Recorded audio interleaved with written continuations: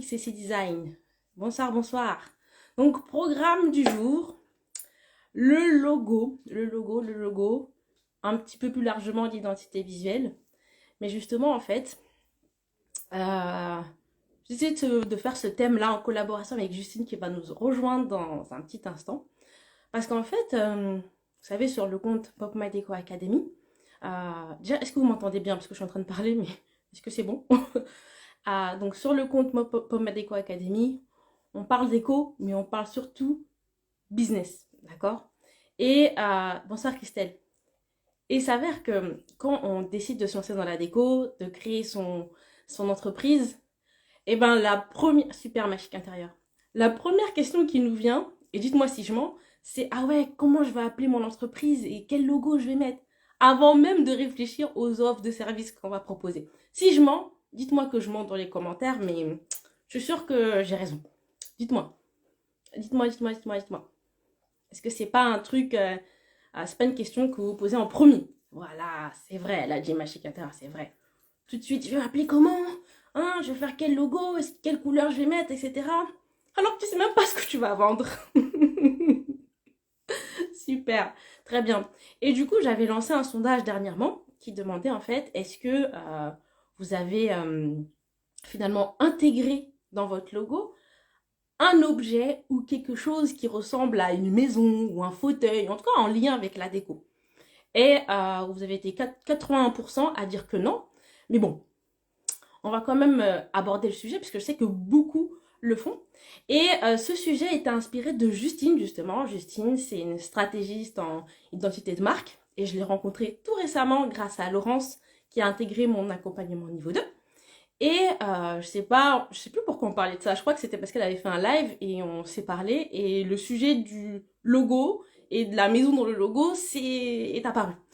Et on s'est dit pourquoi pas faire un live sur ça. Donc on va tout de suite accueillir Justine et lui faire plein d'honneur avec des flammes, des pouces, tout ça, pour qu'elle nous rejoigne et on va faire un petit live un peu débat, d'accord? L'idée c'est pas de prôner la bonne parole, la bonne façon de faire, mais de faire un petit live débat.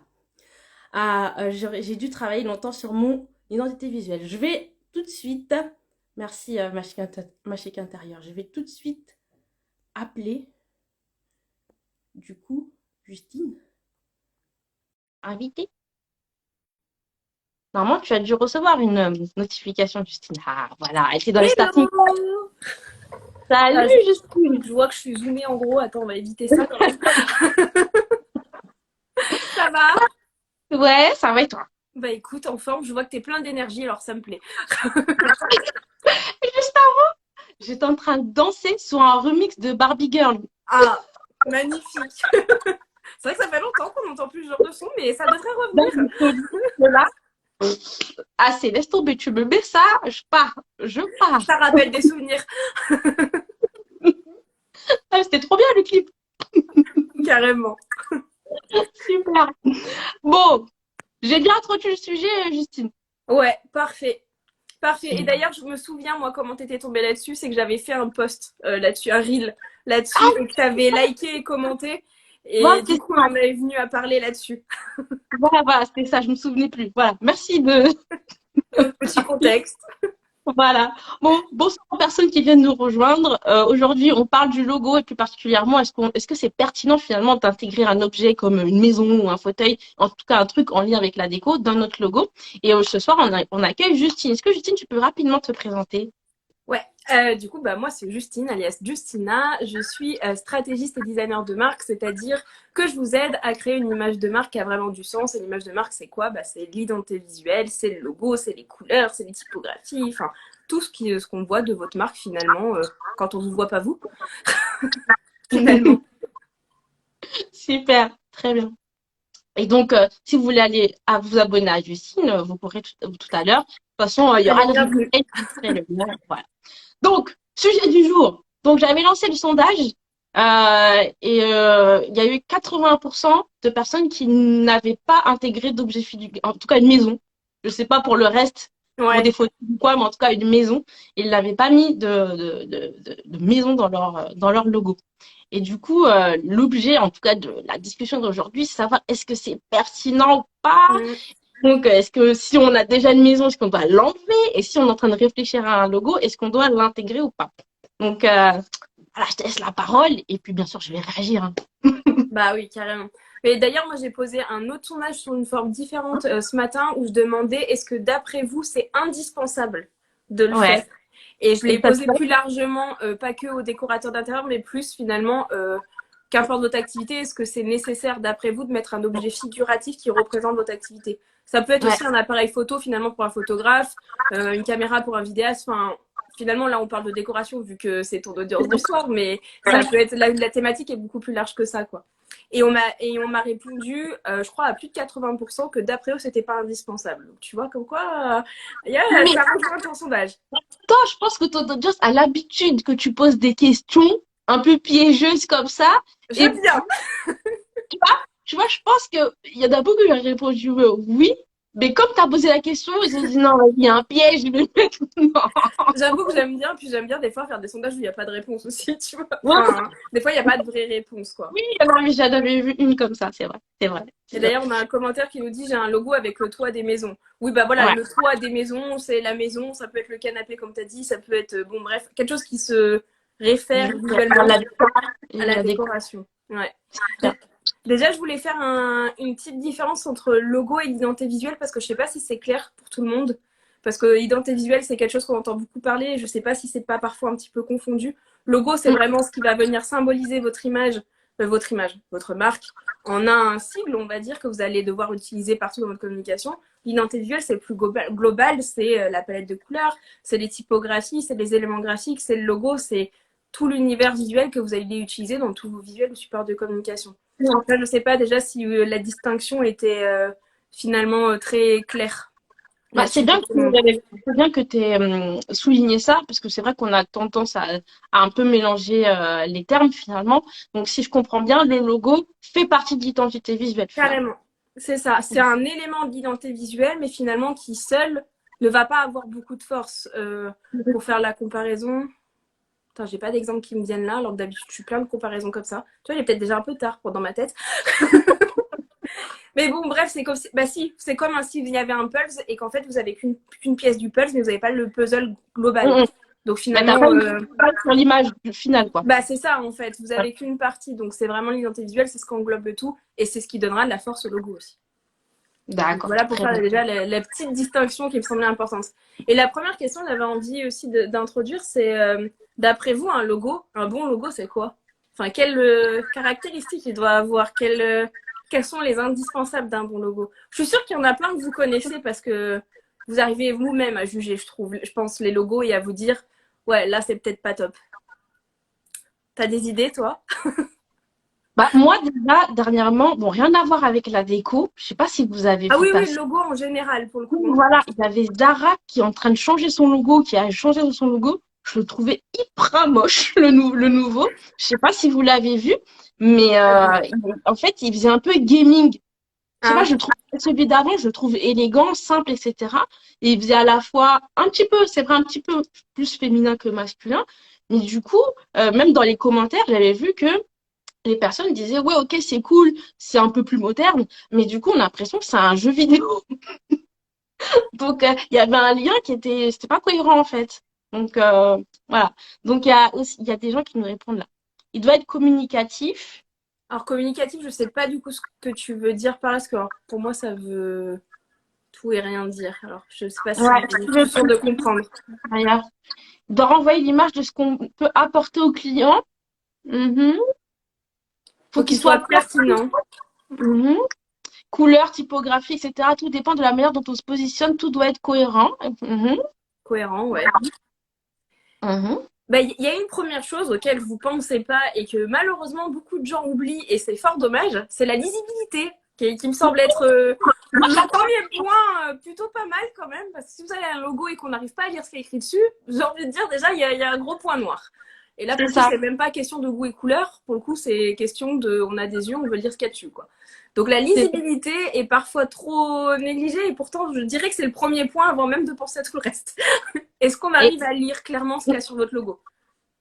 c'est ça. Et si je peux, en lien avec la lisibilité, je dirais aussi la simplicité. Parfois, on rajoute plein de fioritures, et ça Ça brouille un peu la brouille, ouais. lisibilité finalement.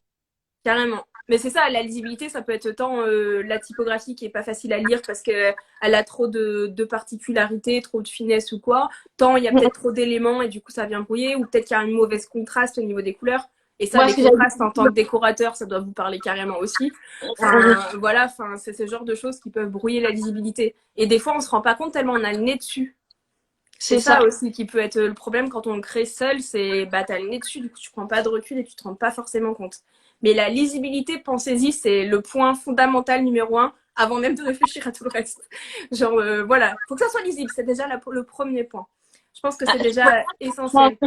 notre logo, généralement, on le fait aussi en noir et blanc aussi pour pouvoir l'adapter à différents supports.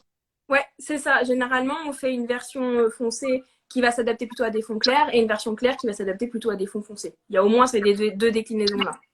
Ouais, il y a c'est la lisibilité, pas la Oui, visibilité. ouais, Lisibilité. lisibilité. On peut bien voir ce qui est écrit. Oui, C'est voilà. pas la Que ça, visibilité. que La ça soit lecture. facile à lire, pas que ça soit vu par tout le monde. C'est plus facile à lire. Genre, même si vous le montrez à votre maman, votre papa ou qu'importe qui, il arrive à lire le texte. Juste ça, en fait. Non, non, visibilité, c'est encore une autre histoire. Et la deuxième chose, ce qui a été dit du coup par des gens, alors je n'utilise pas exactement ces mots-là, mais ouais, c'est valoriser votre message finalement. Qu'est-ce que vous avez envie quand quelqu'un tombe sur votre logo, donc généralement quelqu'un de votre cible, c'est toujours un peu mieux. Qu'est-ce que vous avez envie qu'il pense de vous?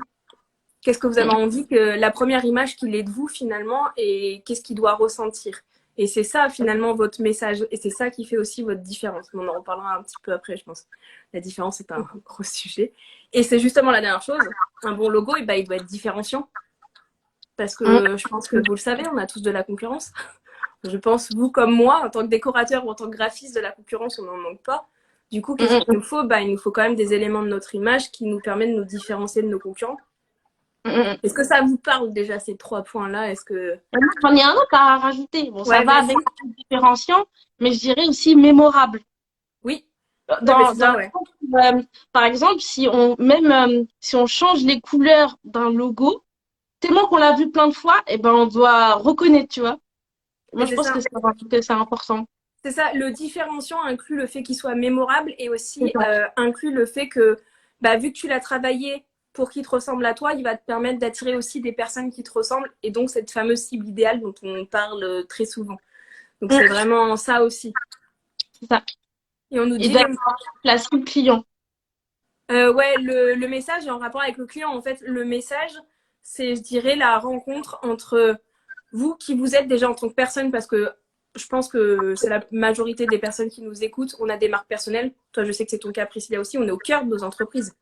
On est vraiment au centre de notre entreprise, donc on veut que notre entreprise nous ressemble. Et du coup, donc le juste milieu entre nous, qui on est, nos valeurs, ce qui est important pour nous, notre vision des choses, mais aussi bah, de la stratégie business, quelle est votre cible, quelles sont vos offres, comment vous avez envie d'accompagner les gens. Et c'est la rencontre, on va dire, stratégie business et qui vous êtes, qui vont faire bah, le fameux message qu'on va du coup vouloir transmettre et valoriser bah, du coup dans l'image par rapport au logo, mais aussi tout l'univers qu'il y a autour, quoi. C'est ça. Par contre, j'aimerais bien rebondir par rapport à ce qu'a dit ma chic intérieure. Moi, je suis OK que le logo, il doit correspondre à la cible, mais en même temps, je pense qu'il est judicieux de pas trop cibler en fait son logo par rapport à sa cible, parce qu'après, ça veut dire que si on change de cible, on sera obligé de changer le logo. Si par exemple, j'ai n'importe quoi, euh, euh, au début, on se dit qu'on va faire que des chambres d'enfants, par exemple, et qu'on va Mmh. s'appeler ma chambre rose, et du coup, on va mettre un univers un peu enfantin, des couleurs un peu enfantines, et qu'au bout de 5 mois, on se rend compte que ça nous saoule et qu'on a envie de, par exemple, faire d'autres pièces, mais on sera obligé de tout rechanger, quoi. Tu vois ce que je veux dire? Et ben, je te dirais que d'où l'intérêt finalement de ne pas faire son logo trop tôt. Mais non, putain, tu l'as gardé pour la fin! Bah oui, mais désolé, mais pour le coup, c'est clairement la réponse à ce que tu dis. Parce que pour le coup, pour moi, c'est vraiment l'expérience. C'est quand tu dis, si tu n'as pas expérimenté, si tu t'es juste dans l'hypothèse de, bah moi, ce que je vais adorer, comme tu disais, c'est faire que des chambres d'enfants, donc je veux me spécialiser là-dedans, mais que tu n'as jamais trop expérimenté, juste c'est une idée que tu t'es fait, bah peut-être que tu vas changer. Par contre, si c'est quelque chose que tu as expérimenté depuis 6 mois, 1 an, 2 ans et tout, c'est bon, tu le sais si c'est ça que tu as envie de faire ou pas, tu vois. C'est l'expérience qui va nous aider à éclaircir le message et du coup à le mettre en image après. Ce qui ne veut pas dire qu'on ne peut pas avoir une première image en attendant qui nous donne quand même la confiance de communiquer. Donc ça peut être intéressant quand même de travailler dessus, mais ça sera une image qui ne sera pas autant en profondeur et pas aussi durable que l'image qu'on travaillera au bout de, je sais pas, 6 mois, 1 an, 2 ans, 3 ans d'activité, enfin quand on est plus expérimenté en tout cas. C'est ça. Bon, ça, on voulait l'aborder à la fin, mais bon, Ouais, pour le dire, désolée, mais là quoi. ça répondait trop à ce que tu disais, donc je peux pas m'empêcher. Je peux pas dire je me tais jusqu'à la fin. Non, je suis d'accord et je rejoins en fait la première phrase que j'ai dit au début. J'en suis sûre que la majorité d'entre vous ont pensé à leur nom et à leur logo avant même de savoir quelles prestations ils allaient proposer. Donc vraiment, c'est comprendre que le logo, le nom, c'est important parce que c'est Mhm. ça qui va confronter directement, qui va voir directement votre client. Mais avant toute chose, il faut d'abord savoir, ben, en interne, qu'est-ce que vous allez proposer comme service, à qui, quel va être votre positionnement, est-ce que ça va être plutôt grand public, plutôt luxe et tout, parce que tout ça, ça va jouer sur le logo en fait. Carrément. Je vais en parler tout après quand je vais parler de mon logo, mais voilà, c'était juste pour vous dire que C'est d'abord, voilà, cadrer tout ça avant de penser à votre nom et à votre logo parce que ça va être une continuité finalement. carrément, mais c'est ce qu'on dit. Généralement, on dit si on veut faire les choses vraiment dans le bon ordre. Bon, après, on est tous passés par différents parcours, on ne suit pas forcément le bon ordre, mais c'est toujours faire la stratégie en premier, l'image en Mm, second et après la communication. c'est ça, Donc c'est les ça. supports, les visuels et tout ce que vous voulez. Normalement, c'est dans cet ordre-là qu'on fonctionne. Bon, des fois, dans certaines situations, on a besoin de prendre de l'expérience avant, donc on va aller plus vite. On a besoin aussi d'apprendre de ses erreurs et des fois d'expérimenter pour savoir ce qui nous va ou pas. Et c'est OK aussi. Mais Ouais. normalement, ouais, plus votre stratégie est solide, plus votre image sera forte. Ça, Bah, pour le après, coup. voilà, c'est pas non plus un truc de ouf de changer son logo, quoi. Ah Nike, non, Renault, ils ont changé plusieurs fois leur logo et c'est juste qu'après, il faut communiquer sur le changement, etc. Et peut-être qu'en cours de route, du coup, on va perdre des personnes parce qu'elles s'identifient plus aux valeurs, au logo, etc. Mais ça vit, en fait. Le logo vit en même temps que l'entreprise. Mais si on peut déjà bien partir dès le départ et juste ajuster et améliorer, parce que si on regarde par exemple les logos Nike, Renault, ok, ils ont changé, mais ça reste la même c'est forme, les on mêmes reconnaît. fondamentaux. Mm. Voilà, ça reste les mêmes bases. Alors que si au début, tu as fait un truc chambre enfant, machin enfantin, et qu'après, bah, ça veut dire qu'il faut vraiment tout recommuniquer dessus, faut ramer, quoi. Et surtout que je te dirais que tu vois quelqu'un qui s'adresse justement à, par exemple, faire des chambres d'enfants, en fait, c'est pas à l'enfant qui s'adresse. Bah oui, c'est aux C'est pas parents. l'enfant qui va acheter, hein. C'est les parents qui véhiculent. Ouais, enfin l'enfant il sera content d'avoir la, mais si le parent fait pas la démarche, donc c'est pas lui qui va acheter. Donc finalement, qui c'est qui va vous acheter vos services de chambre d'enfant? C'est le parent qui est sensible à votre approche à vous. Donc le parent finalement qui vous ressemble aussi, pas C'est ça. l'enfant qui vous ressemble. Donc Exactement. tu vois, c'est toute la chose. Et c'est aussi ce qui fait finalement toute la différence entre une marque personnelle, comme nous, on fait de la prestation de service, on est au cœur de notre entreprise, et une marque, je dirais, un peu moins personnelle. Tu as cité par exemple Renault, Nike. On ne sait pas vraiment qui c'est qui est au cœur de ces entreprises. Tu vois, ça véhicule pas les valeurs d'une personne. Ça véhicule les valeurs d'une entreprise, ce qui est très différent. Bah, c'est justement ça, c'est un point que je voulais aborder, c'est que finalement, nous, en tant que solopreneurs, on a cette force qui fait que on peut vivre sans logo, finalement. Et juste, nous, on est les ambassadeurs de notre entreprise. C'est vrai que tout ce qui est Nike, enfin les grosses boîtes investissent beaucoup dans leur logo parce que justement, on connaît le big boss, il peut être jarté à n'importe quel moment, on le remplace par quelqu'un d'autre, voilà. Mais c'est important pour eux parce que c'est une grosse boîte, c'est une grosse entité et il y a beaucoup de valeur dans le logo. Alors que nous, finalement, et en tout cas moi, j'ai déjà collaboré avec plein de personnes, j'ai déjà pris des formations de plein de personnes. Je sais même pas si elles avaient un logo et je connais même pas la tête de leur logo. J'ai vraiment adhéré ce qu'on appelle le personal branding, donc ce qu'elles émanaient, Mm. leurs valeurs, comment elles communiquaient, etc. C'est ça qui m'a marqué plus que leur logo, quoi. Leur logo, il aurait pu être super moche que j'aurais même pas calculé, quoi. Tu vois, tu viens d'exprimer très clairement pourquoi on parle de logo et d'identité visuelle. Parce que tu as Mm, certainement, par contre, croisé l'identité visuelle de ces personnes. Quand tu as croisé un post, quand tu as croisé un site internet, tu as vu des ça. couleurs, tu as vu des typographies, tu as vu des choses visuelles qui t'ont Mm, donné déjà une première impression. Donc mm, pour mm, moi, la première chose à aller travailler si vous voulez vraiment avoir cette image déjà importante dès le départ, c'est plus la palette de couleurs, les typographies qui sont les deux fondamentaux que vous allez c'est mettre ça. sur tous vos visuels, qu'importe le support de communication, que le logo en soi finalement. qui est un peu plus anecdotique quand on commence, qui est C'est ça. important pour donner de la valeur et toute la force à un positionnement lorsqu'on s'affirme et qu'on passe à un second stade, mais qui n'est pas indispensable pour commencer. Et pourtant, je suis graphiste, hein, je pourrais vous dire, oh là là, c'est indispensable, allez-y, venez me voir et on fait des logos. Non, Mm, c'est indispensable vraiment pour l'affirmation et après aussi pour certaines personnes qu'on se manque de confiance en eux vraiment en début mm. ah, je vais y arriver, en début d'activité et qui ont besoin de ce coup d'élan, de cette affirmation et de cette fierté pour vraiment oser communiquer parce que c'est vraiment un blocage. Mais c'est pas le Mm, cas de tout le monde. Si vous vous sentez de communiquer comme ça, faites-le. Faites-vous vos premières expériences, faites-vous vos premiers clients, quoi. mm. C'est ça. Mais si j'ai deux choses à rajouter. Donc effectivement, il y a des personnes, en tout cas la majorité des personnes, ont besoin d'avoir un peu tout bien comme il faut avant de se lancer en fait. Ouais, Et ça c'est pas bien, tu vois. Moi, c'est je suis rassurant. de vaut mieux fait que parfait, tu vois. Je préfère me lancer et puis réajuster à côté plutôt que d'avoir tout bien. Alors, faut bien que ça soit comme ça, comme ça, comme ça. Et ça bloque. Donc, c'est la première chose que je voulais dire. Et deuxième chose, pour réappuyer sur le fait que c'est important de se concentrer, par exemple, sur les couleurs, la typo, etc. Je vous donne un exemple tout simple. Alors, il y a un compte je suis même pas abonnée en plus à ce compte, qui dans la décoration, je crois qu'il donne un peu aussi des conseils pour se lancer, mais de manière un peu mystique. C'est voilà, c'est pas conventionnel, c'est une nouvelle approche de la décoration. Et il y a une personne qui s'est abonnée à mon compte. Et souvent je fais ça, je vais voir le compte de la personne et je me suis rendu compte que cette personne, déjà, elle n'avait pas d'identité. Il n'y avait aucune couleur. Chaque poste avait une couleur différente, Mmh. typographie différente. Donc, tout de suite, je me suis dit, elle pique les posts des gens et elle les met sur son compte.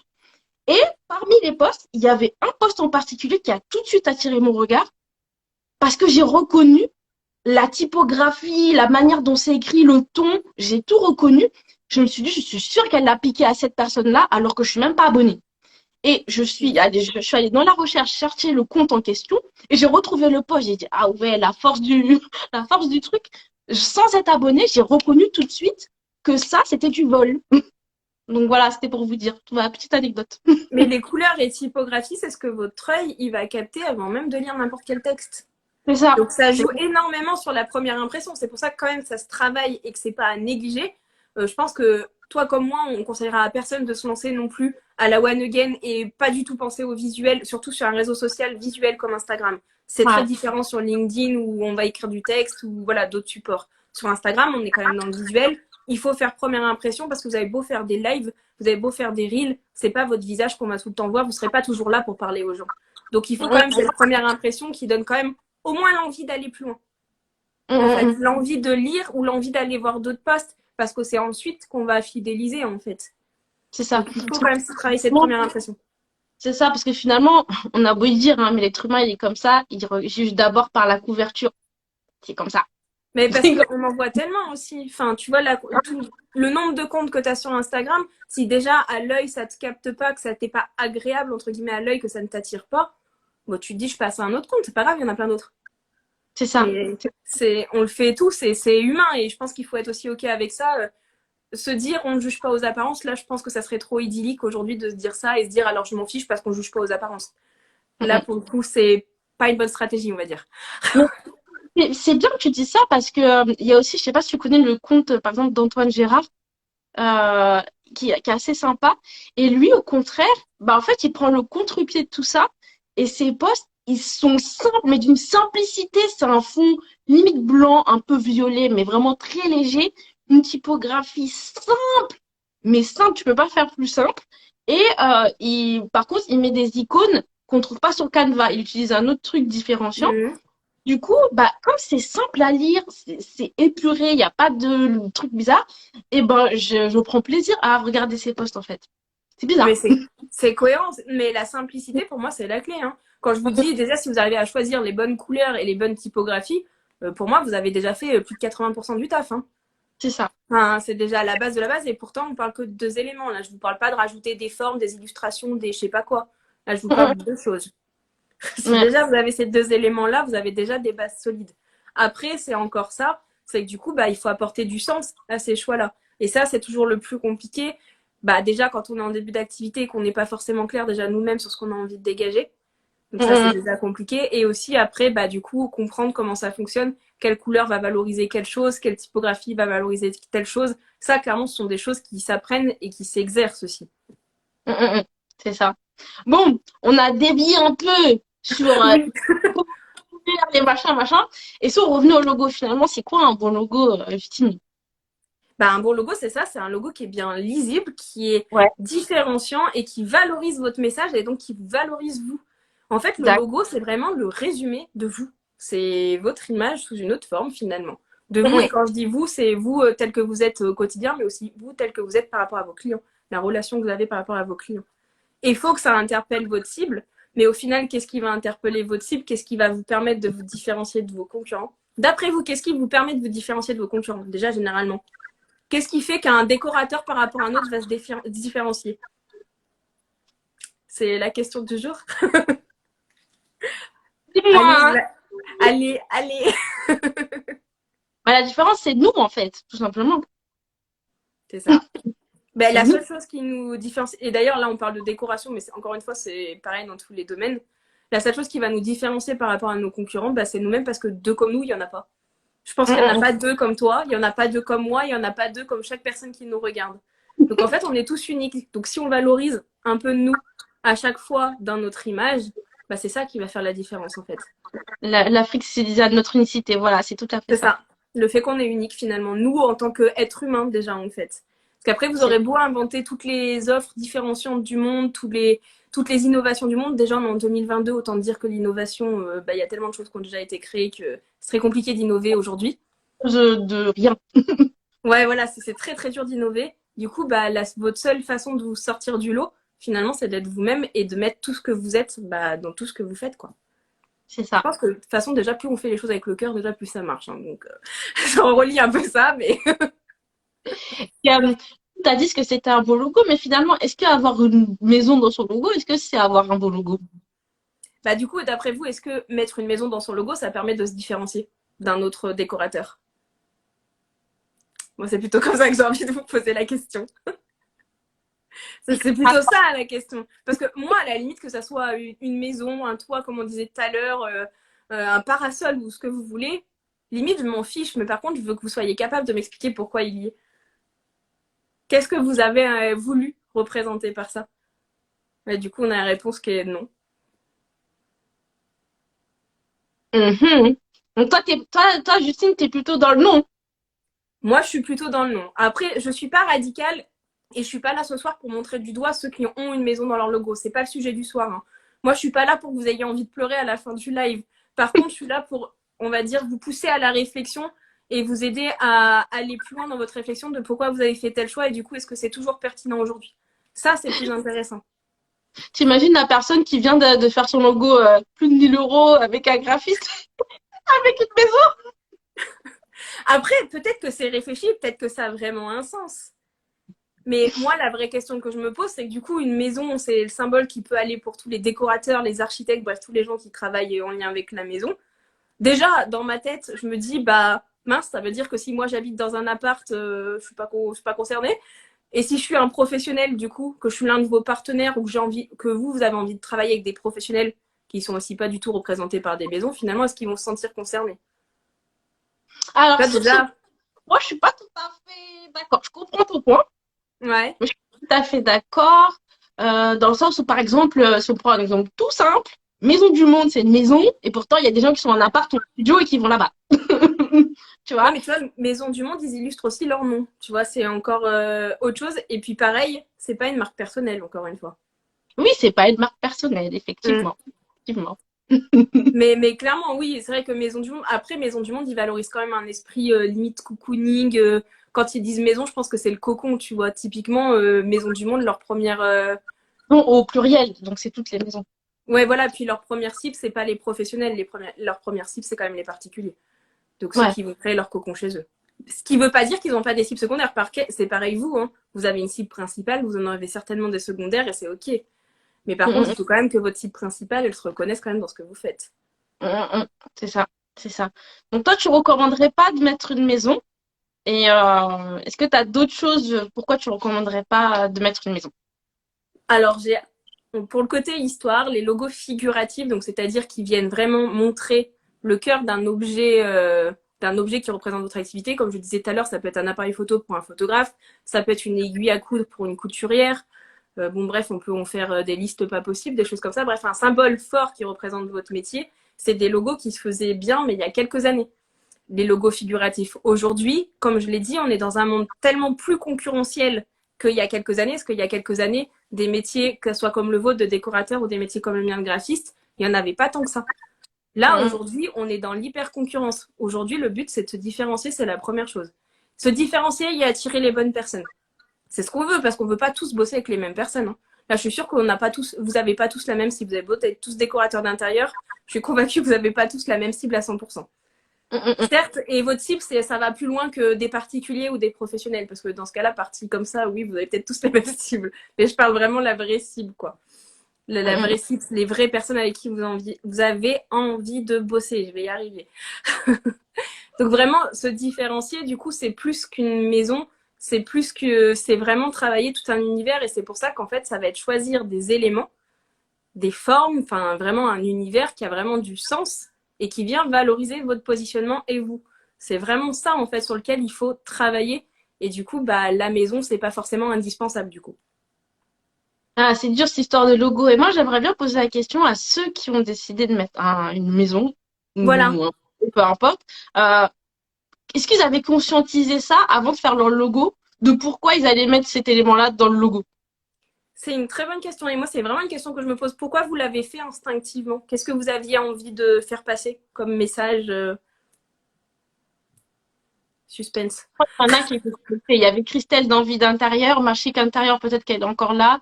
Et je sais qu'elles ont des maisons dans leur logo. Donc, si vous êtes là, est-ce que vous aviez vraiment réfléchi stratégiquement à pourquoi vous mettiez un logo, une Une maison dans votre, maison. ou ça s'est fait comme ça. Et ça marche aussi, hein, le toit, pour la personne qui nous avait répondu tout à l'heure. Moi, j'ai Oui. pas une maison, mais un toit, c'est pareil. Enfin, c'est la même symbolique, on va dire. Pourquoi un toit, justement? Mm. Bah, le temps qu'elle réponde, moi, je vais prendre la parole. Vous allez dire, oui, tu vas peut-être nous donner ton avis, comme ça les fera venir. Mon avis. Bon, déjà, je suis grave bien placée parce que je suis grave has-been, parce que j'ai une maison dans mon logo. Mais non, j'ai pas dit que vous étiez has-been, j'ai dit que c'est une façon de travailler qui se faisait beaucoup avant et qui se fait de moins en moins. Ah, C'est historique. La cible à la étant les particuliers, je voulais vraiment représenter cette maison dans le logo. Hmm, d'accord. Elle s'est justifiée. Elle s'est Ah justifiée. oui, mais justement, j'aimerais avoir ton avis avant Ouais. de donner le mien, parce que justement, vos avis sont intéressants. Et d'ailleurs, je ne dis pas qu'ils sont faux, hein, pour le coup, c'est Ah un oui, oui, non, débat. mais De toute façon, on l'a dit, on ouvrait un débat. je te taquine. Donc, moi, effectivement, j'ai une maison dans mon logo. Et au départ, j'avais fait mon logo moi-même hein, parce que je savais pas trop, j'avais pas envie d'investir beaucoup. Et en plus, au départ, j'étais pas partie euh, pour faire une vraie activité avec la déco. C'était juste un à Mm. côté. Voilà, je me suis dit, bon, vas-y, je vais faire un petit truc sur Canva vite fait. Et puis voilà, quoi. Et c'était vraiment une maison carrée avec le toit, machin. Mais il y avait toujours cet esprit Pop My Déco, donc qui venait en fait traverser la maison. Et moi, ce que je voulais... alors aujourd'hui, maintenant, là, je l'ai refait depuis mon logo avec une pro, etc. Mais j'avais bien insisté pour que la maison soit moins présente, que ça soit Mm. plus Pop My Déco qui soit mis en avant. Du coup, les traits sont beaucoup plus fins, ils sont plus suggérés. La maison est suggérée plus aujourd'hui qu'avant. Et en fait, mon logo, c'était Pop My Déco avec une police que je voulais un peu arrondie, fun, etc. Et surtout en travers, c'est-à-dire en italique, parce que je viens casser les codes un peu de la déco, parce que rien que par ma formation, j'ai pas fait de formation, je suis autodidacte, donc Mm. déjà, je viens casser les codes. Et je voulais, déjà, Pop My Déco, on peut l'interpréter de deux façons. Donc, même si c'est en anglais, tout le monde peut comprendre, même quelqu'un qui parle pas anglais. Et Pop My Déco, ça peut être compris, moi, je vais venir popper, si vous voulez, la déco des personnes, mais aussi pop ma déco, la personne aussi, parce que dans le projet, j'intègre la personne, elle aussi va popper sa déco. Et le pop ma déco qui vient traverser la maison, c'est un moyen de montrer, voilà, le changement et le fait que, voilà, on vient traverser et créer le changement et tout bouleverser dans l'intérieur. Donc, c'était plutôt cette dynamique-là que je voulais. Et puis, le fait que ça soit dynamique, ça correspondait aussi à ma personnalité. Vous voyez, je suis toujours voilà, dans le speed, je C'est ce que danse. j'allais dire quand tu parlais de pop, My Déco. J'allais dire, bah, moi, je vois surtout toi et je vois surtout ton dynamisme à toi dedans. Mais de premier abord, tu vois, c'est la première chose que je vois déjà. C'est ça, même dans les réels et tout, moi j'ai aucun souci à danser, à faire des grimaces et tout, Mm. parce que c'est ma personnalité qui est comme ça. Et je voulais que ça soit cohérent, tu vois. Par exemple, il y a beaucoup de personnes, comme elles ont l'habitude de voir des logos d'architectes et tout, c'est un peu strict, c'est Ouais. une ligne fine, Avec très le strict. côté architecte, ouais, c'est souvent comme Moi, ça. je dis rien, c'est pas possible pour moi, c'est ça, ça correspond pas, déjà ça correspond pas à Pop Deco, au nom. Donc il y aurait une incohérence, si vous voulez, un truc strict avec Pop Deco, ça aurait été bizarre. Et puis ça correspond pas à ma personnalité. Moi, je suis un Mm. peu euh, en dehors des sentiers battus, quoi. Donc il y a vraiment ça que j'ai vraiment réfléchi. Et, euh, et c'est dans un second temps, quand j'ai refait mon logo, que j'ai dit, ah, la maison, on la voit trop et ça m'énerve en fait. Je voulais plus accentué sur le message Pop My Déco, donc je l'ai fait en suggéré, donc c'est pour ça. Donc ça Voilà, t'enfermait trop finalement avant, d'avoir la maison trop prégnante. c'est pas que Ça te ça m'en... laissait pas assez parler le reste de ton activité. Ouais, mais c'est surtout que visuellement, je trouvais ça moche en fait de voir la maison. Je trouvais ça un peu has-been. Il était moche le logo, franchement, il était moche. Et il était moche, mais c'était un truc vite fait que j'avais fait. Et là, je voulais vraiment que ça soit suggéré. Et en plus, j'ai trop aimé comme elle a fait mon logo parce que la maison, le trait, il est pas continu. C'est comme si on l'avait peint. Je Mm. sais pas, Oui, il y c'est a du subtil, dynamisme jusqu'au bout en fait. c'est subtil et le fait que ça soit peint, ça montre que la personne aussi, elle fait elle-même. Tu vois ce que je veux dire? Il y a beaucoup de psychologie dans mon logo. Mais de toute façon, pour moi, un vrai bon logo, c'est ça, c'est qu'il est capable de raconter une histoire. Ou du moins que Mm, vous êtes capable de la raconter. En fait, il faut qu'il soit habité. Si votre logo, ça va pas plus loin que j'ai choisi une maison parce que je suis décorateur, là, pour moi, il y a un souci parce qu'il n'y a pas de réflexion. C'est surtout ça qui me gêne, en fait. C'est pas c'est tant ça, la maison en soi, c'est la réflexion qu'il y a derrière. Et d'ailleurs, c'est ça. je vois qu'on a eu des retours tout à l'heure. Du coup, quelqu'un qui nous disait la cible étant des particuliers, je voulais vraiment représenter cette maison dans le logo, mais ça m'a vraiment embêté d'être aussi classique. Et du coup, on a Laurence qui nous dit je voulais mettre l'accent sur la maison et l'intérieur parce que le nom de l'agence n'a pas cette notion de déco dedans. Et du coup, l'autre personne, je suis désolée, je ne connais pas ton prénom en vie d'intérieur, et le nom de ma micro-entreprise est aussi lié à cette maison et cet intérieur. Moi, la chose que j'ai envie de vous dire, c'est déjà, à votre avis, à quel moment on voit simplement votre logo avec rien d'écrit dessus, rien d'écrit dessous, rien autour? En fait, jamais. Hein. Je suis désolée, mais à aucun moment on ne va voir votre logo avec même pas quelque chose écrit dessous ou même pas, je sais pas, du texte à côté ou même pas d'autres informations. Votre logo, il va pas vivre seul, jamais. Donc en fait, que vous êtes décorateur, on va le savoir. Genre typiquement, je prends le cas d'Instagram, j'ai envie de dire que votre logo, qu'il ait une maison ou pas, ça va déjà être écrit décorateur d'intérieur en gros en haut. On saura que vous êtes décorateur, on sait chez qui on est. Hein. Donc au final, est-ce que c'est si important d'exprimer votre secteur d'activité? Est-ce que c'est le plus important à faire dans le logo? Ou est-ce que le plus important, c'est de montrer qui vous êtes pour que les personnes qui sachent que vous êtes décorateur d'intérieur vous disent c'est avec lui que j'ai envie de bosser et pas avec Pierre, Paul, Jacques? Moi, c'est vraiment ça la question que j'ai envie de vous poser et c'est vraiment ça qui, pour moi, fait la différence dans cette réflexion de oui ou non la maison, en fait. C'est Et plus ça. et tu donnerais quoi comme conseil aux personnes qui ont fait leur logo avec une maison ou peu importe, en tout cas un truc avec en lien avec la maison et qui justement ont ce sentiment d'avoir fait un choix par défaut Mmh. et qui éventuellement, pas dans les médias, hein, s'ils devaient changer de logo dans les prochains mois, années, comment opérer la transition finalement? Est-ce qu'ils repartent de from scratch voilà. Est-ce que tu as un conseil par rapport à ça? Déjà, le premier conseil que j'aurais envie de vous dire, c'est de faire une introspection. C'est-à-dire vous reposer et comme noir sur blanc, déjà, franchement, la première question à vous poser, quelle première impression vous avez envie que les gens ils aient de vous quand ils tombent sur votre logo? J'ai envie de dire l'identité visuelle dans le sens plus global, parce qu'on l'a vu tout à l'heure, le logo c'est qu'une partie en fait. Mais bon, qu'est-ce que vous avez envie que les gens y ressentent? Si déjà vous arrivez à répondre à cette question, qu'après vous prenez votre logo sous les yeux et vous vous dites est-ce que oui ou non j'arrive à cocher toutes les cases de ce que j'ai envie que les gens y ressentent, Si c'est oui, vous pouvez garder votre logo, il n'y a pas de souci, et vous continuez avec. Si c'est non à toutes les cases, là, il faut vous dire que oui, il va falloir mettre en projet le fait de le changer ou de moins de le faire évoluer. Parce qu'il y a un décalage, du coup, entre l'image que vous avez, la personne que vous êtes et votre activité. Et là, ça peut être vraiment problématique stratégiquement, même pour le développement de votre entreprise. Pour moi, c'est là où ça devient important de le faire et de faire évoluer les choses. Mais vraiment, la première question à vous poser, c'est déjà qu'est-ce que j'ai envie de dégager et qu'est-ce que j'ai envie de valoriser. C'est les premières choses. Et d'ailleurs, je pense que n'importe quel graphiste aujourd'hui, enfin, j'espère que n'importe quel graphiste, c'est des fois, ça pose un peu la question. Vous, c'est les premières questions qu'on vous posera. Mais de toute façon, les conseils que tu viens de donner, ça vaut aussi pour les personnes qui vont faire leur logo. Oui, même si vous n'en avez pas, en fait, c'est les premières questions à poser. Et d'ailleurs, qu'importe le stade de votre activité, c'est vraiment la première chose à déterminer.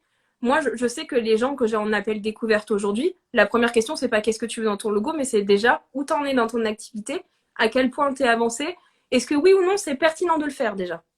Parce que si moi, tu viens me voir et que tu me dis, bah voilà, je veux peut-être créer une activité de décorateur, mais peut-être pas, ou peut-être que je veux travailler avec les particuliers, mais finalement peut-être avec les professionnels, et puis avec beaucoup de peut-être, peut-être trop de peut-être d'ailleurs, là je te dirais, bah non, c'est pas le bon moment parce qu'il y a trop de peut-être. Tu vas pas investir une somme, on va dire un vrai investissement, une somme conséquente pour quelque chose qui va potentiellement changer dans 2 mois, 3 mois, parce que bah, tu n'as rien testé et que c'est de l'hypothèse. Et c'est normal d'avoir des hypothèses en début d'activité. C'est tout à fait normal. Mais justement, qu'est-ce qui va aider à faire sauter les hypothèses? C'est l'expérience. Encore une fois, on en revient là-dessus. Hein. Mais Et si on peut répéter encore, c'est-à-dire que le logo est amené à vivre, il faut, voilà, si on change de positionnement, si on va par exemple plus dans le luxe ou qu'on change de cible, il faut se repositionner sur le logo et réfléchir, est-ce que c'est toujours cohérent aussi? carrément. Et d'ailleurs, ce que je fais faire maintenant à mes clients, et ce qui me semble indispensable, quand il y a justement un repositionnement comme ça, et qu'on vient retravailler l'image de marque en profondeur, en apportant du sens et vraiment s'affirmer, c'est pas de changer d'identité visuelle comme ça du jour au lendemain et de prévenir personne et paf, faites avec, les gars. C'est vraiment d'annoncer les choses, de faire participer même son audience, à lui expliquer, voilà, il y a un changement, mais voilà pourquoi il y a un changement. Parce qu'on s'en fout que vous ayez changé. Franchement, entre nous, tout le monde s'en fout que vous ayez changé de logo en soi. Par contre, ce que les gens, pour eux, c'est important et ce qu'ils vont faire, qu'ils vont travailler avec vous, c'est pourquoi vous avez fait ce changement aujourd'hui. Bah, c'est certainement parce que vous avez évolué, qu'aujourd'hui, vous savez exactement avec qui vous avez envie de travailler, que pour vous, vous savez que, bah, je prends ton exemple, ton dynamisme, c'est super important. Le fait que tu sortes des sentiers battus, c'est super important. Donc, c'est ce que tu avais envie de valoriser, c'était devenu essentiel pour toi. C'est tout ça qu'en fait, les gens, ils veulent savoir. On s'en fout sinon pourquoi tu as mis du rose, du orange, du vert, du... En soi, on s'en fout. Enfin, je sais pas ce que vous en pensez, mais moi, c'est pas ce qui va me toucher. Et généralement, c'est pas les retours que j'ai de mes clients. Les clients me disent, bah moi, on m'a dit que ça me ressemblait vraiment. Et pour moi, elle est là, la réussite. C'est quand quelqu'un voit votre logo, qui vous connaît aussi, qui dit, bah en fait, je te reconnais carrément. Franchement, c'est cool ça. C'est vrai que c'est vrai. Mais c'est vrai que moi aussi, quand j'ai changé de logo, bah, j'avais fait participer en story, parce que tu sais, il y a les graphistes qui m'envoient plusieurs stories.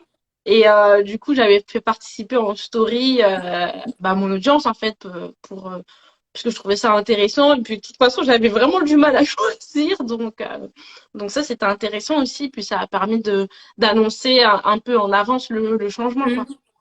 Après, attention aussi à pas demander aussi trop d'avis extérieurs pour rester quand même Ah centralisé sur vous parce que c'est quand même... Parce que des fois, c'est un piège. Moi, j'ai rencontré ça surtout quand je bossais en agence de communication. Le fait où tu crées un logo, que c'est montré à 50 personnes autour, du coup, il y en a qui disent oui, il y en a qui disent non. Là, on s'en sort plus, on s'arrache les cheveux. Ce qu'on veut savoir, c'est surtout toi. Est-ce que toi, ça te correspond? Est-ce que toi, ça te parle? Ça, déjà, c'est la priorité. Donc, c'est pour ça que la partie stratégique, encore une fois, est essentielle. Moi, je passe vraiment un temps important déjà sur la stratégie avant toute chose pour qu'on soit déjà sûr en mots déjà avant de passer à l'image. oui. Il y a Évasion Habitat qui me dit oui, exact, on va se reconnaître dans notre logo. Non seulement les autres doivent te reconnaître, mais toi-même, tu dois te reconnaître dans ton propre logo. Voilà, c'est Mais ça carrément. le plus important. Je Mais parce regarde sur. que Pas oublier. je pense qu'on n'a peut-être pas suivi le plan, mais écoute, je pense que Non, l'essentiel a été dit. pas du tout. Mais Pas je du tout. dirais pour aller encore plus loin, avoir un logo qui vous ressemble à vous, c'est aussi la garantie d'attirer des personnes qui ont les mêmes valeurs que vous. Et généralement, soyons clairs, notre fameuse cible idéale, celle avec qui on a vraiment envie de travailler, c'est cette personne qui nous ressemble. Alors pas qui nous ressemblent trait pour trait, mais du moins que ces grosses valeurs qui sont fondamentales pour nous, elle les partage. Je prends mon exemple. Moi, je suis quelqu'un qui est très créative, ambitieuse et perfectionniste, soyons clairs. Le perfectionniste, c'est dans mes trucs. J'aime travailler avec des gens qui ont cette minutie, cette ambition, cette envie d'aller plus loin et qui sont créatifs. C'est ce qui sont juste 3 mots, mais ce qui sont 3 mots qui sont des points forts entre moi et ma cible. Tous les gens avec qui je travaille aujourd'hui, c'est des gens qui ont ces 3 piliers fondamentaux pour moi et pour eux, finalement. Enfin, pour eux et pour moi, si je suis plus polie. C'est vrai. Moi, je suis d'accord avec toi parce que, par exemple, moi, j'ai ce dynamisme-là, je suis un peu fun. D'ailleurs, je tutoie mes clients. Donc, je leur Pareil. demande et je tutoie mes clients parce que je trouve que c'est plus facile de faire la prestation. Et donc, je suis fun, tout ça. Et c'est vrai que parfois, quand j'ai un appel découvert des gens, tu sais, qui parlent comme ça, de manière très monotone, tout ça, Mmh. je oh là là, elle est pas méchante, mais je vais pas pouvoir, je vais pas pouvoir être bien, profiter au max de la prestation. Après, je les prends quand même. Par contre, ce qui pour moi est une valeur très importante, c'est le respect. Ouais. Et il y a clairement des personnes qui, rien qu'au téléphone, je vois qu'ils me respectent pas. Et ben, je vais faire en sorte qu'ils aient pas du tout envie de signer mon devis. Soit je vais le gonfler, clairement, je vais le gonfler le devis. Soit je vais dire je suis pas dispo, c'est mort, je suis dispo dans plusieurs, je peux pas, dans un mois, parce que j'ai pas envie de travailler avec eux. Dernièrement, j'en ai fait un réel. Il y a une personne qui est maquilleuse et qui me dit ah non mais je vous appelle parce que j'ai pas le temps, mais en fait j'aurais pu le faire moi-même parce que je suis maquilleuse. Le truc a rien à voir. Ok, c'est un métier créatif, mais ça n'a rien à voir. Mais le Ça me tue à chaque fois, les liens ont sorti de nulle part. non Oui, ok, mais je choisis des couleurs de fard à paupières, bon, ok. Enfin, il y a rien à voir, ok, il y a des couleurs, machin, mais tu fais quoi de l'aménagement, de la gestion des espaces, ça n'a rien à voir. Et en fait, le fait qu'elle ait dit ça, ça m'a titillée parce que je me suis dit, mais déjà, elle est indépendante, donc elle est encore plus mal placée pour parler comme ça. Et t'as pas à venir dire à la personne, je t'appelle juste parce que j'ai pas le temps, mais en fait, j'aurais pu le faire moi-même, en fait. Je trouve ça ouais. irrespectueux. Je trouve ça irrespectueux. Donc déjà, j'ai même pas envie de travailler avec toi. Et laisse-moi tranquille et retourne à tes vernis et tes fards à paupières et va faire ta déco, quoi. J'ai pas envie, en fait. Et elle a insisté, elle a répété plusieurs fois, juste pour que peut-être je la glorifie par rapport à oui, franchement, tu peux le faire parce que tu es maquilleuse. Mais j'ai dit, oh, ok, oui. Et elle devait m'envoyer des photos pour que je fasse le devis. Elle m'a jamais envoyé les photos et je l'ai pas relancée parce que j'ai pas envie de travailler avec elle. Parce que je l'ai trouvée irrespectueuse dans son approche. Mm. Moi-même, je suis décoratrice et pourtant, je sais pas me maquiller. Je suis vraiment la base de la base. Et sinon, quand je mets mon fard à paupières, ça monte jusqu'ici, tu vois. Je sais pas. Je n'irai pas me mettre sur le terrain du maquillage non plus, c'est pas trop mon truc non plus. D'ailleurs, tout comme je ne suis pas du tout décoratrice non plus, hein, au passage. Chacun son truc, hein, clairement. En fait, chacun son truc. Chacun son. Par contre, oui, vous allez me parler de couleurs, forcément, ça va me parler un peu plus que quelqu'un qui est pas du tout dans ce monde visuel et tout. Mais je pense que la façon de travailler les couleurs en image de marque et dans la décoration est déjà super différente. Ouais, ça n'a rien à voir. Mm. Déjà, tu vas travailler les couleurs, tu vas prendre en compte les contraintes. Donc, tu vas prendre la personnalité de la personne, tu vas prendre les contraintes de l'espace, donc la luminosité, etc. Les contraintes, par exemple, du sol, s'il est foncé. Tu as plein de paramètres, en fait, techniques à prendre en compte. C'est pas juste, c'est un peu la même chose, mais côté maquillage, ça va être, tu vas prendre en compte la tenue de la personne. Si c'est un maquillage de soirée, tu vas prendre en compte la tenue, tu vas prendre en compte la couleur de ses yeux, tu vas prendre en compte la couleur de ses cheveux. Mais c'est pas la même chose en fait. Tu peux être forte dans ce domaine et nulle dans l'autre en fait. Je vois pas le lien en fait. Clairement. Puis tu vois, à la différence, vous travaillez par rapport au contexte extérieur et vous adaptez les couleurs par rapport à l'univers extérieur, comme tu disais, le sol, le plafond, la luminosité, bref, ce qu'il y a autour. Moi, je crée tout l'univers et c'est, entre guillemets, la facilité peut-être que j'ai par rapport à vous, c'est que je peux aussi choisir les couleurs qu'il y a dans l'univers autour, les photos qu'il y a dans l'univers autour pour que justement le logo, par exemple, ou les typographies, elles ressortent mieux. Je suis, si tu veux, je suis moins dépendante que vous d'éléments extérieurs. C'est vrai, c'est tout à fait vrai. C'est vrai que nous, à chaque fois, moi, je parle de la personne et après, je grossis le trait pour voir si c'est cohérent par rapport aux contraintes. Parce que souvent, les personnes, elles ont des envies fortes, mais elles se rendent pas compte des contraintes autour, Mm. que ce soit à la superficie. Par exemple, elles vont me dire ah, je veux un grand lit king size 180. Je suis ouais, mais ça va pas être possible, t'as une chambre de 9 mètres carrés en fait. Tu vois? Ou tu circules plus et tu ranges rien. À toi de voir. En fait, tu circules pas, c'est un lit, toute la Là, surface, c'est c'est un mathématique hein, pour le coup. Je pense que. c'est ça. Et ou ça, ils vont pas prendre en compte leur budget. Tu vois, ils vont voir un truc sur Insta. Ah, je veux ça et tout. Non, mais ça coûte une blinde, ça, c'est du sur-mesure, en fait. Et par rapport au budget que tu m'as donné, ça va pas le faire. Tu vois? Il y Hmm. a plein de trucs comme ça qui prennent pas en compte. Donc, moi, à chaque fois, je parle de la personne. Et après, je lui indique, en fait, toutes les contraintes auxquelles elle doit faire face à cause de son logement et elle peut pas faire des actions dessus, en fait. C'est mort. Ah, tu vois, comme quoi finalement nos métiers ont des gros fondamentaux communs, mais on n'a pas du tout les mêmes contraintes ni les mêmes façons de travailler. C'est ça. Et C'est ça. comme quoi, la preuve encore une fois qu'on a beau être des créatifs, qu'on a beau travailler avec les couleurs, bah finalement, je suis pas décoratrice et t'es pas graphiste. Enfin, tu vois, c'est deux façons de travailler très différentes. Le logo, il était très moche. Oui, mais c'est pas plus mal que tu sois passé par là quand même parce que ça t'a permis quand même de faire, de communiquer, d'attirer certainement tes premiers clients quand même. Et ensuite de dire, bah là, il est temps que j'évolue et d'affirmer la chose encore plus. Et ça, moi, je trouve que c'est une belle évolution. Moi, je trouve ça cool. Moi, j'adore quand les clients, ils viennent me voir, qu'ils ont déjà des logos existants et qu'ils me disent, bon, bah là, c'est bon, je veux passer au stade supérieur, je veux me professionnaliser encore plus, je veux montrer vraiment qui je suis, avoir vraiment quelque chose d'aligné avec mon business. Là, il faut que ça change.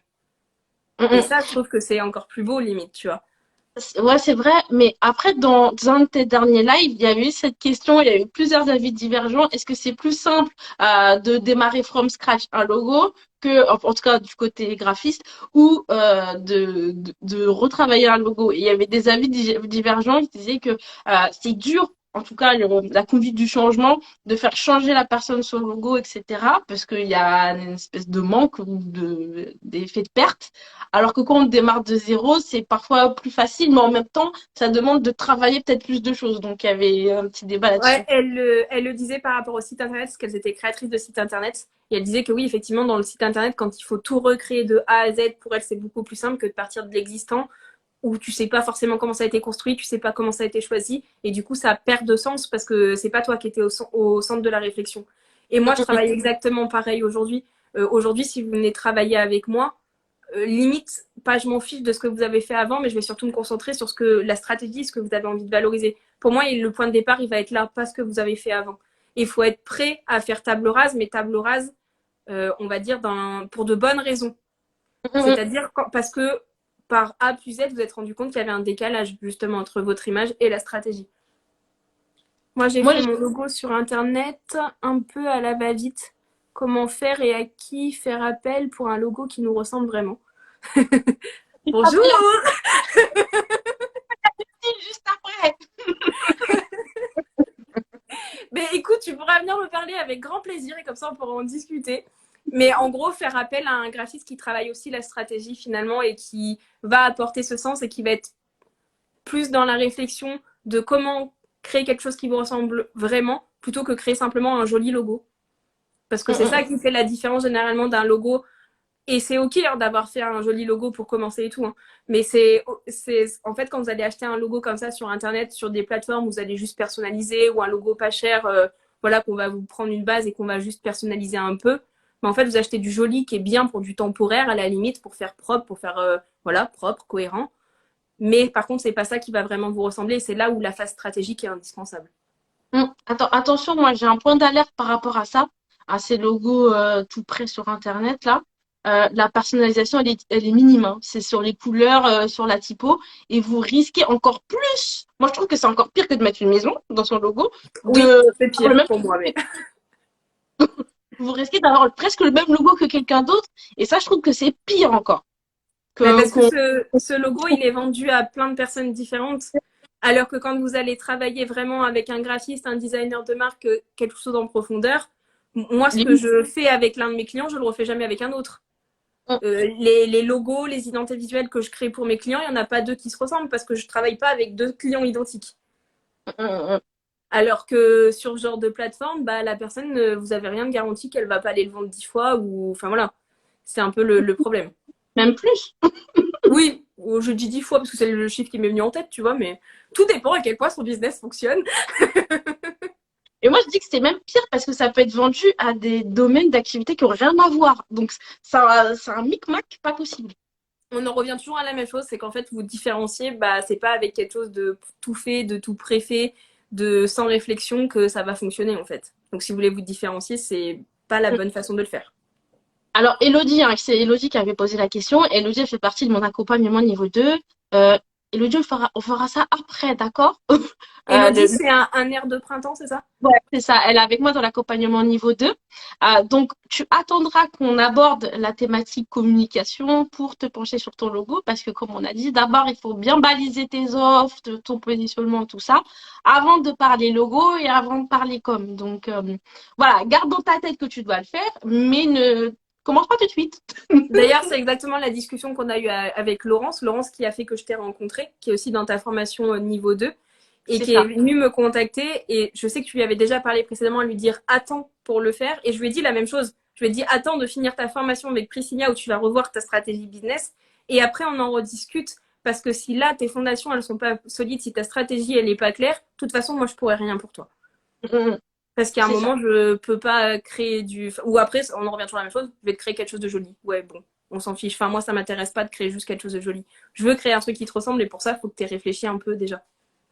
Donc, c'est Ah, super de passer par des formations comme la tienne avant. en termes de coût, il faut compter combien pour un logo personnalisé avec un graphiste? Ça dépend. Ça dépend du graphiste, ça dépend de ce qu'il y a dans la prestation, parce qu'un logo, bah moi, typiquement, je vends pas simplement un logo. Je vends jamais un logo seul. Pour moi, il n'y a aucun intérêt à vous vendre un logo seul. Donc, ça veut dire qu'il y a au moins l'identité visuelle autour. Il y a tout ça, quoi. Ouais, il y a au moins les palettes de couleurs, les typographies, enfin, il y a tout l'univers autour. Parce qu'on en revient toujours à la même chose, le logo seul, on s'en fout, hein. Vous n'allez pas mettre Mm, votre logo en gros sur chacun de vos posts Instagram, hein, donc c'est pas ça qui va faire le taf, hein. Donc c'est mm. vraiment tout l'univers qu'il y a autour. Après, ça dépend, mais tellement de choses que même Bah, donner une tranche de. Elodie, c'est comme si on te demandait ça coûte combien de faire appel à une décoratrice. Ouais. Bon. On peut Ça dire entre 0 et 10 000 euros. dépend Enfin, quelle formule, ça dépend si c'est pour une pièce ou pour tout un logement, ça dépend s'il y a des 3D ou pas, ouais, ça dépend. non, franchement, je suis incapable de répondre à ça sur du lambda. Ouais. Vous Tiens, il y pouvez a Laurent. trouver. Ouais, il y a Laurent. Vas-y. Non, mais je trouve que c'est bien, justement. Et c'est moi, c'est pour ça aussi que je m'étais abonnée à toi quand Laurence m'avait parlé de toi, parce que je me suis dit, super intéressant d'avoir quelqu'un qui est capable de venir avant mon travail, justement, de venir aider, éclaircir cette partie stratégique, parce que c'est ça qui va vraiment faire la force. Parce que quelqu'un qui arrive sans stratégie, finalement, il est frustré. Il est frustré Mm. parce qu'on n'a pas des bases assez solides et du coup, tout le reste, eh ben, il peut pas être aussi solide, en fait. Tout part Ouais, finalement de stratégie comme ce que tu fais, hein.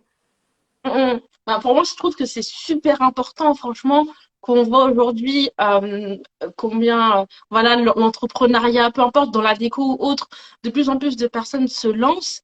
Mais le problème, c'est qu'elles viennent toutes d'un milieu un peu salarial et à l'école, on nous apprend pas ça finalement. On nous apprend Non, clairement vraiment. pas. Et ces personnes-là, bah, sans information finalement, elles investissent dans des formations qui malheureusement restent à un niveau très théorique.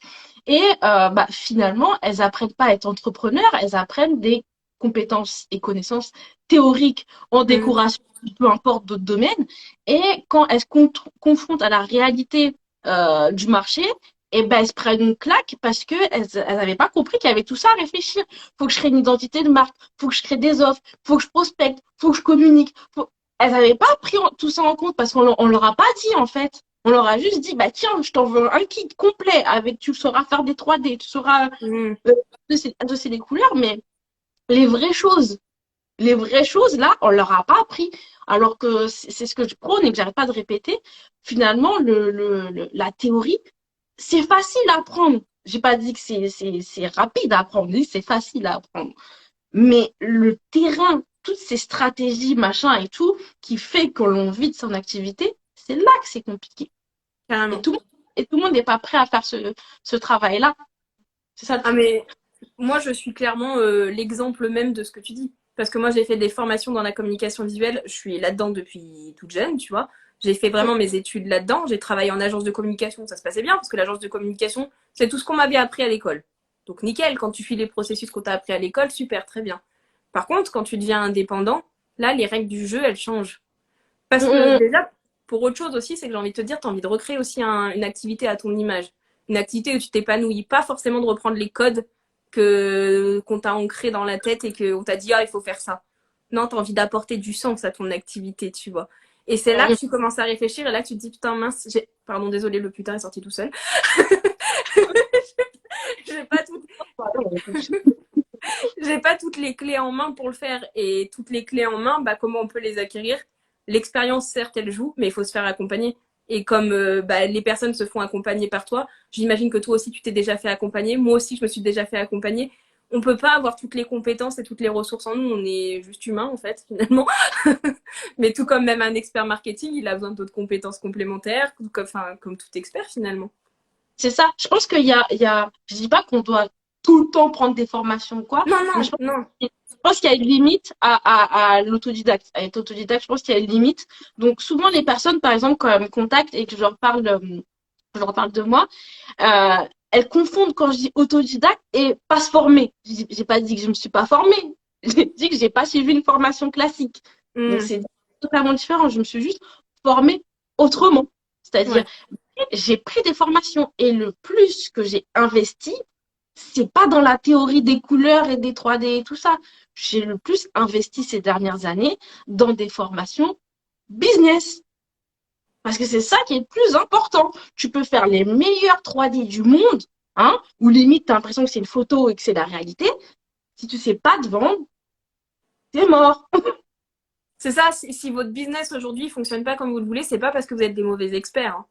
Et d'ailleurs, moi, je suis toujours convaincue qu'on est tous des bons experts dans nos domaines et dans ce qu'on fait. Enfin, généralement, c'est pas ça. Enfin, je pense qu'il doit y avoir un cas sur 100 limite de quelqu'un c'est parce qu'il n'est pas, entre guillemets, doué que ça fonctionne pas. Mais 99% du temps, c'est une question de marketing, en fait. C'est vrai, je te jure. Bah, justement, dans mon programme, il y en a une, elle fait des dessins à la main. Je sais pas dessiner. Elle fait des dessins, ils sont trop beaux. C'est Christelle d'Envie d'intérieur, je sais pas si elle est connectée. Elle fait des dessins à la main, c'est trop joli. Et c'est dommage, et c'est pour ça que j'ai lancé PopMed Deco Academy, c'est pour aider justement ces personnes à émerger et développer leurs projets, parce que finalement, elles se sont lancées dans une aventure, et là, elles rament un peu. Donc moi, je viens de les aider en fait en renfort, leur partager mon expérience. Et c'est justement ça que j'ai dit dans mon programme. Le but, c'est pas créer des Pop My Déco bis, parce que Mmh. limite, j'en jamais de mon entreprise dans le programme, c'est à les aider à créer leur propre activité selon leur image et leurs objectifs.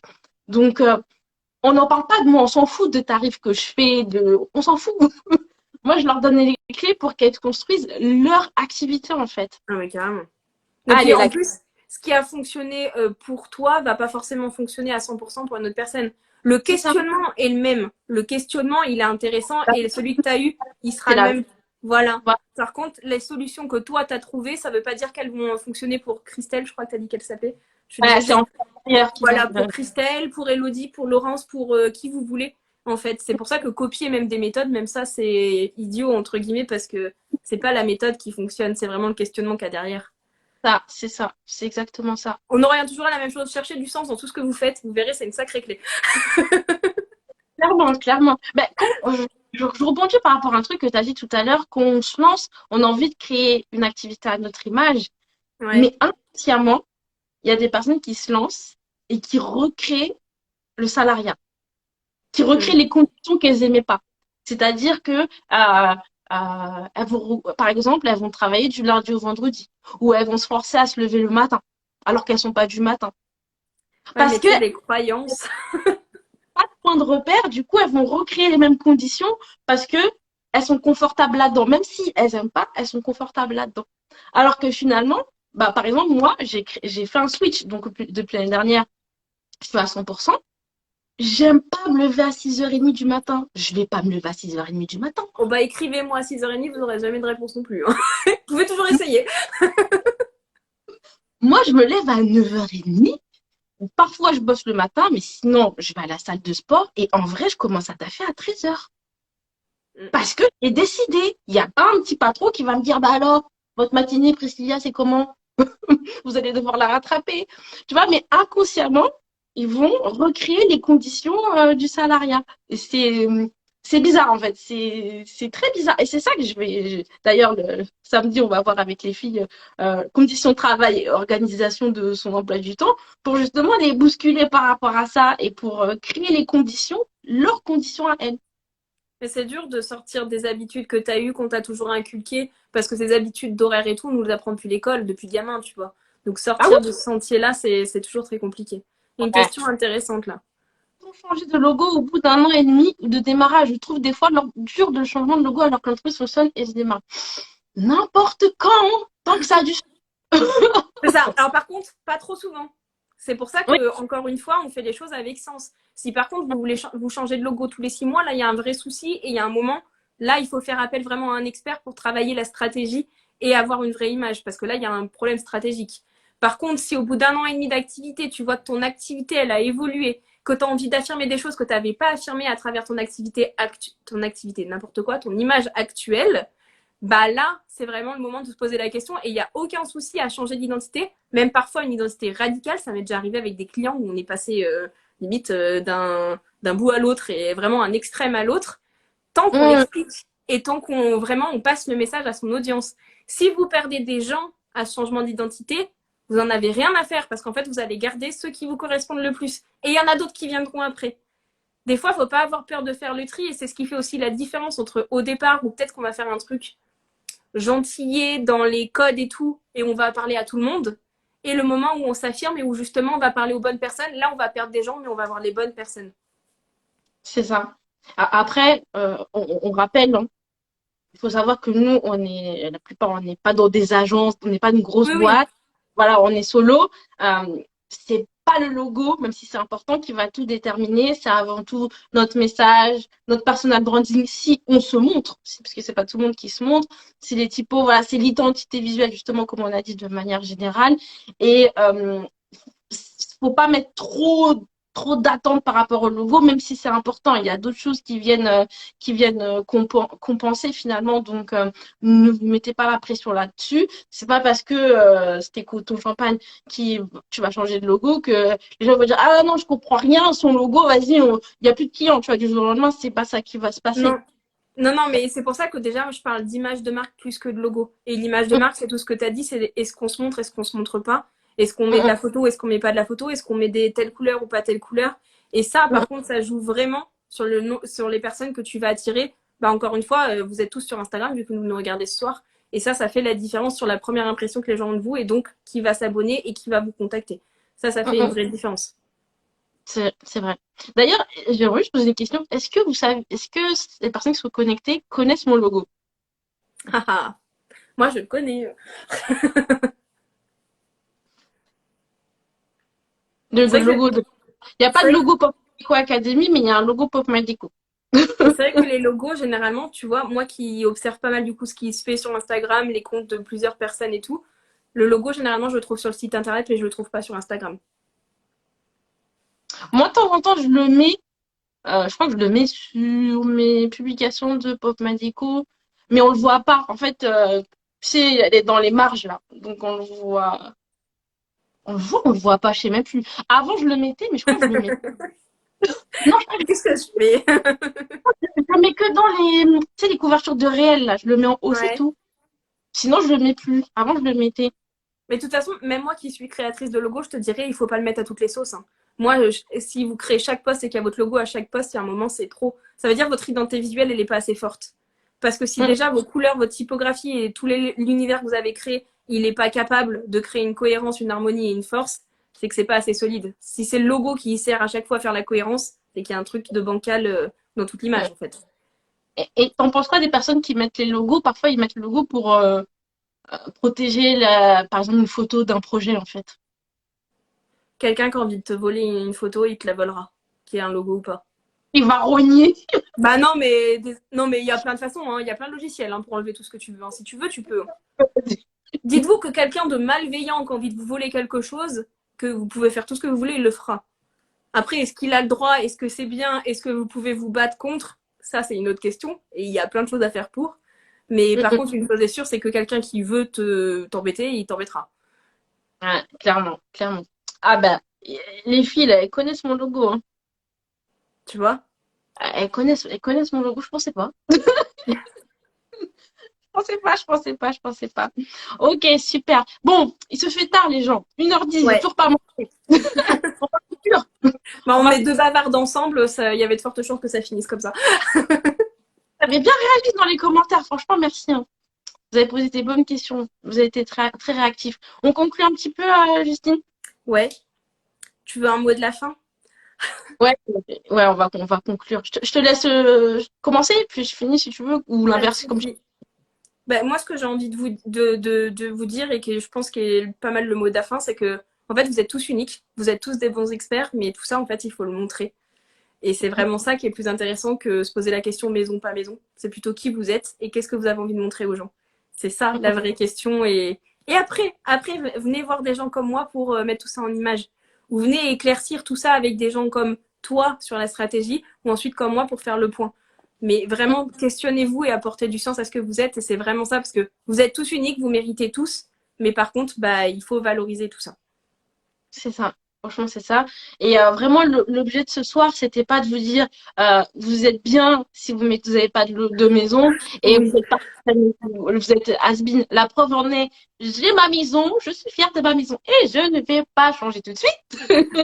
Mais voilà, c'était plus pour vous conscientiser par rapport à vos choix et que vous preniez conscience que maintenant que vous êtes en activité, chaque action que vous faites véhicule un message en fait finalement. Que mm. ce soit un post, la manière dont le ton, comme vous allez écrire, les couleurs, tout a un sens par rapport aux personnes qui vous voient de l'extérieur.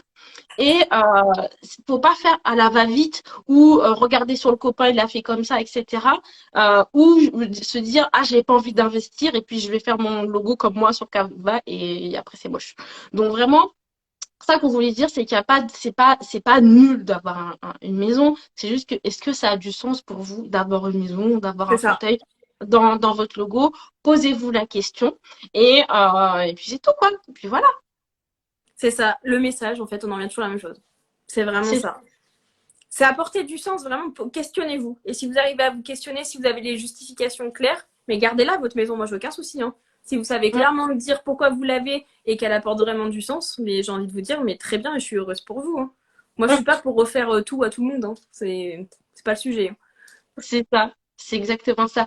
Merci beaucoup les gens. Donc j'espère que vous avez apprécié. Donc si vous voulez retrouver Justine, je mettrai de toute façon en replay, en replay, en description du replay, je mettrai le compte de Justine.